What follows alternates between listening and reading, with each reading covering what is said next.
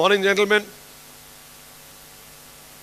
We must apologize at the very beginning for running almost 20 minutes late, but that I think we left to the pleasantries and the exchange of information of most of you over here. I'm here on behalf of the ZAC World of Facades to be your host for the day.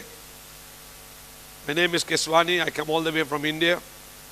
We run another aluminum fabricating unit back home. ZAC World of Facades is a very organized facade conference that's held in 4 countries: India, Sri Lanka, Singapore, soon already in Qatar, and we've just completed a runaway success in Dubai. What I need to tell you today is that, which you all know, that we have a very interesting, interactive exchange of idea information day with each other. There is no right and wrong. Creating facades is a complex business, as complex as everyone knows.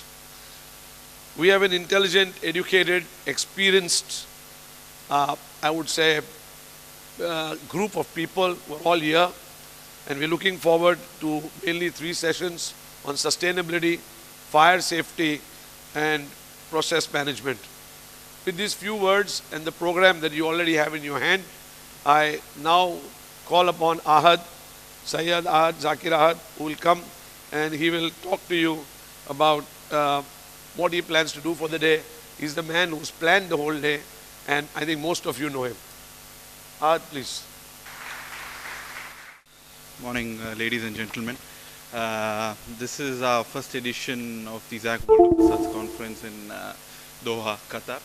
We've done it in 4 countries earlier, and this is our second event in the Middle East. I'll just run through you today's agenda. We have 3 presentations before the first tea-coffee break.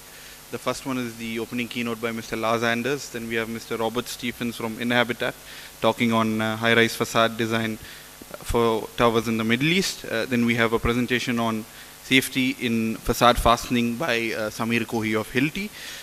We then move into complex geometries by Benjamin Beer. Then we have a presentation on sustainability from Mr. Jean-Marc from Technal. We then have a presentation on the King Abdulaziz Center for World Culture in Dhahran by Sile, Mr. Armin Franke. And then we end the first half of the day with a panel discussion on sustainability in facades. The second half of the day, the third session is mainly on fire safety. It's a personal favorite subject of mine.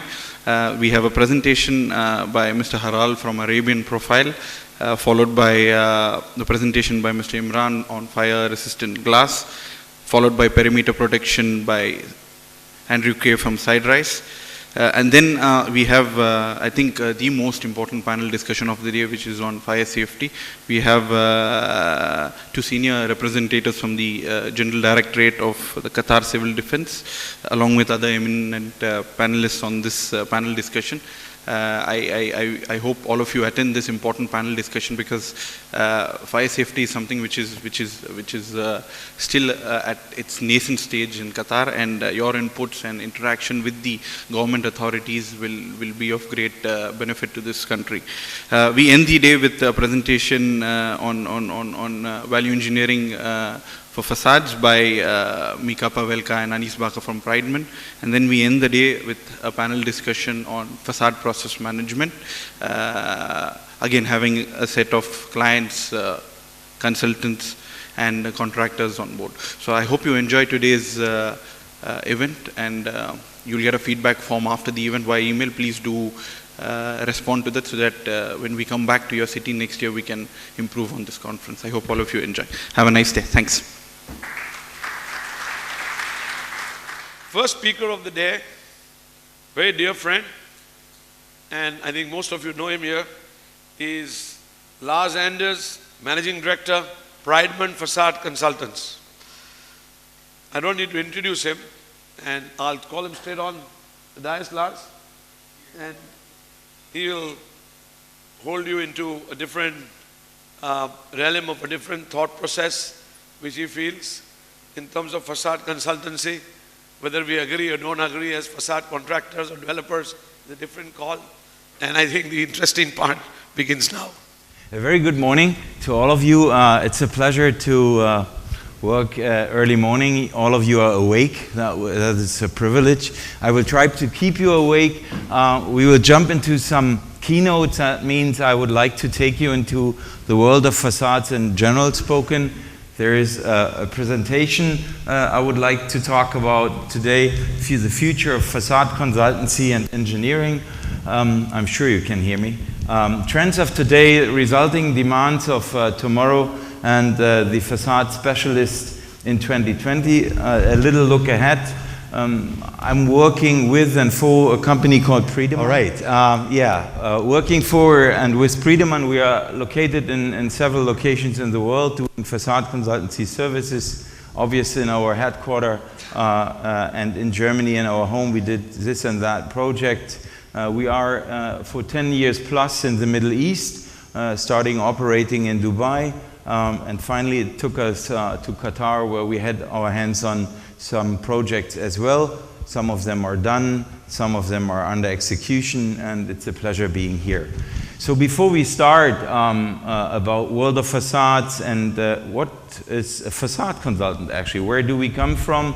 You all are aware that this and that situation in the world got worse related to the impact on our attitude on our planet, and a certain awareness on these responsibilities and commitments aroused.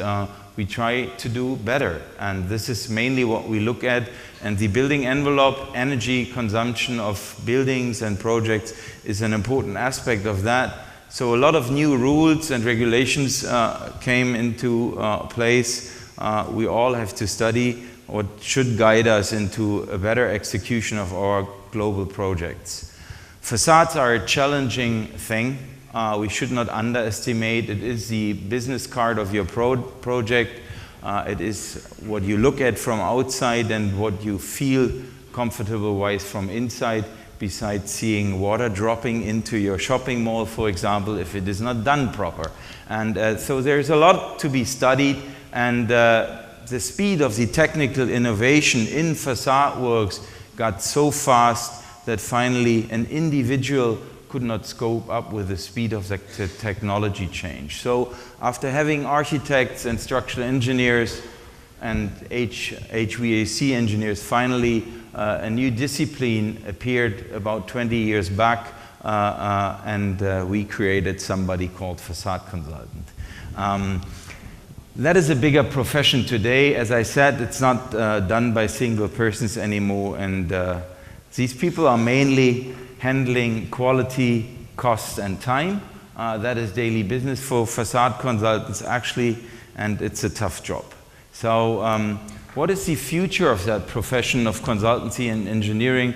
What is the trend we can look at today? What you might have seen in facade works globally and in Qatar. Still, by understanding shading demand and all that, there is a trend to fully glazed, what will never stop. It's an old thing to be transparent, to be open to outside. There is a long history on that, and that will not change. That pushed glass and the performance of glass every year into further, so that pushed it further. That goes ahead always. And then there's another trend which is looking into smooth, slick, and endless, jointless skins. Actually, that is a project we have done in Germany, in the Autostadt in Wolfsburg. That's the new Porsche pavilion. It is fully welded steel, probably the only building, as far as I know so far, which is welded totally out of one piece of stainless steel, which is driven by the design of the Porsche 911, if you can see. Cantilevering of 35 meters, no joints, everything. It is built like a bridge. And that is something what you can see, shapes and jointless designs. The fluent forms are available everywhere. Things should get more sculptural, more modern and slicker always. That is what we work on as another trend where all the famous designers globally put their hands on. And then there's that aspect as an energetic trend, expressed sustainable.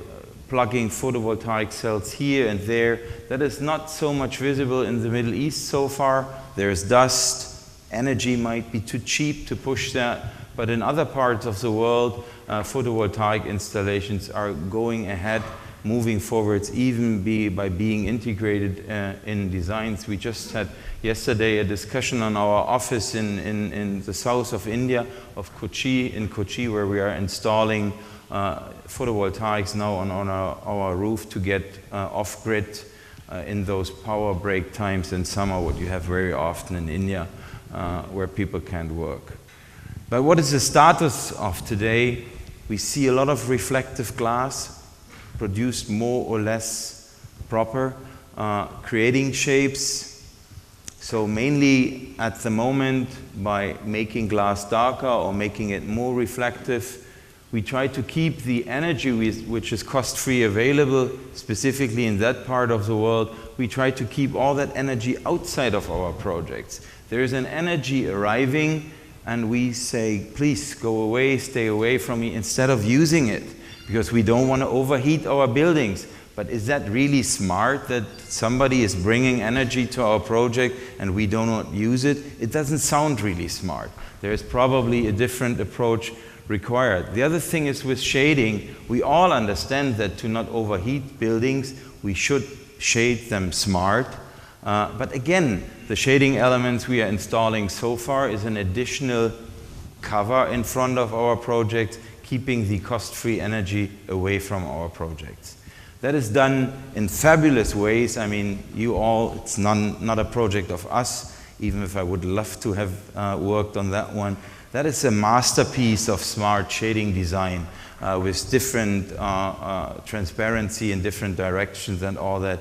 Or a project we worked on is the ThyssenKrupp headquarters, where the shading is executed like the feathers of a bird. They are moving, they are twisting, and with the run of the sun, here at least the external shading element is changing the performance, so it is opening the skin or closing it, but it has cost 1,800 euros per square meter.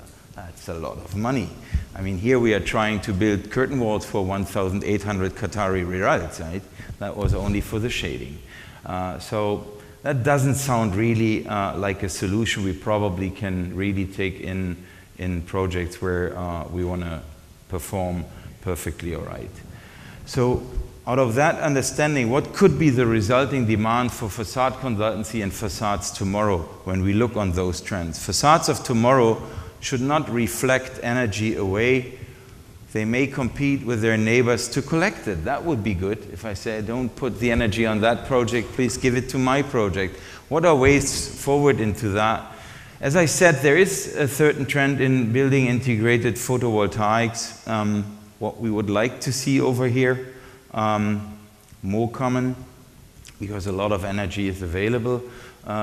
In other projects, that is a mock-up, we build it for a bigger project in Istanbul in our facilities. On the right part of the project over here, you can see integrated thermal tube arrangements to heat water, and in that black area, these are liquid-driven solar thermal cells as well. So we are heating liquids there to produce with the cost-free temperature hot water and drive it into systems where we change it into electrical energy. It's much more cost-efficient than photovoltaics. So it is an interesting tool, but you have to deal with additional liquids in your facade.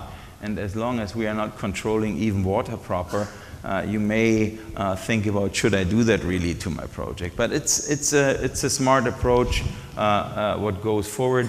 Then there are these phase-changing materials available today. I'm not sure if everybody of you is aware of that, but it is more or less that in opaque areas where we mainly focus on today to improve the performance of opaque areas, we are embedding little wax-filled plastics, and when wax or any other material is changing their phase from solid to liquid and the other way, it is absorbing a lot of energy and it's transferring a lot of energy back. And if, for example, you produce these wax things in a way that they change their phase on 22 degrees, for example, you can, when your room is getting water, transfer a lot of energy into your walls, and when it is getting colder later on, it is transferring back.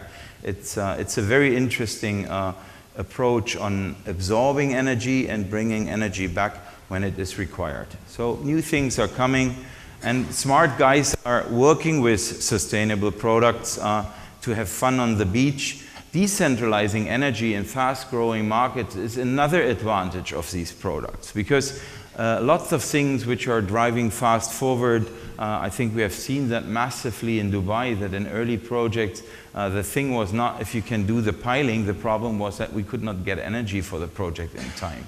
And if you look on what we have to do in future in Africa and all that, probably the approach in those countries can be not building power plants every 3,000 kilometers. We need a decentralized energy installation and facades, and our intelligence can be part of it. There is something to learn from smart people just using their boom boxes. So what did we work on in that approach in the past? We had our hands on the Grand Masjid Mosque, for example, where an award-winning design came up. Technical, the photovoltaic cells have been in the wrong layer, as anybody can see. I mean, it doesn't make so much sense to put the photovoltaic under Mashrabiyah. But in general spoken, it was a smart idea or a good idea to at least study it. It ended up during a design process that finally we tried to produce the calligraphy